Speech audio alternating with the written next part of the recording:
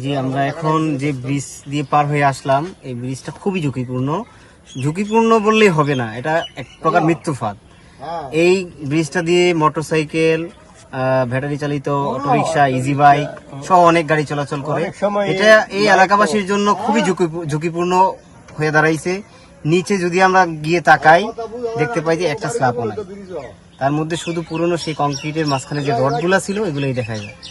তো আমাদের এই এলাকার যে যারা অভিভাবক আছেন বা স্থানীয় প্রশাসন আছেন, আপনারা এই ব্রিজের উপরে, এই ব্রিজের দিকে একটু নজর দিবেন। সুনজর দিলে এই এলাকার শুধু এই ব্রিজটা নয়, আরেকটা ব্রিজ আছে একটু সামনে, আমরা এখানে নতুন ব্রিজ চাই। সংস্কার করলে কিছুদিন পরে আবার নষ্ট হবে, তো আবার সরকারের আমাদের ভ্যাটের ট্যাক্সের টাকাই তো এখানে আসতেছে, তো আমাদের টাকাই নষ্ট হবে, আমরাই ক্ষতিগ্রস্ত হব। আমরা চাই এখানে নতুন একটি ব্রিজ হোক। আমাদের ছোট একটা ব্রিজ, সেই ব্রিজটা আসলে অচল হয়ে গেছে অনেক দিন যাবত। আমাদের এখানে অনেক গাড়ি যাতায়াত করে, ডেলি শত শত গাড়ি যাতায়াত করে, এবং ব্রিজের নিচে যে পায়াগুলো আছে সেই পায়াগুলো একবার অচল হয়ে গেছে, যে কোনো মুহূর্তে মর্মান্তিক দুর্ঘটনা করতে পারে। এই ব্রিজ তো এখন অকেজু হয়ে গেছে। এই অকেজু ব্রিজের উপরে দেওয়া শত শত গাড়ি আসা যাওয়া করে। এই ব্রিজ আমাদের অনেক নতুন দরকার।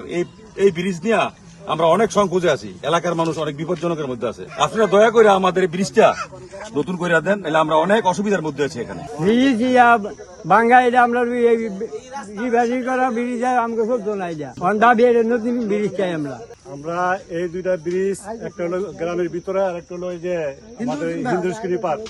এই ব্রিজটি 1990 সালের, এটা এলাকার লোক কিছু এই খুঁটিনাটি করে এই পর্যন্ত চলতেছে, এটা ভাঙ্গা গেছে।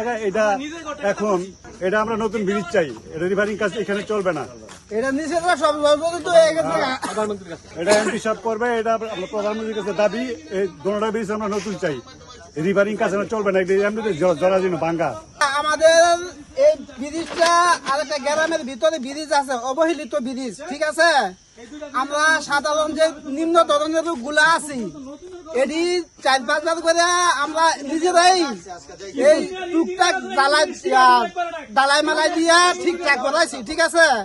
করানোর পরে এখন কোন ইঞ্জিনিয়ার যে এই কাজ করতেছে এটা বুঝতেছি না। এটা তো মনে করতে কোনো বেনিফিশন হয় নাই।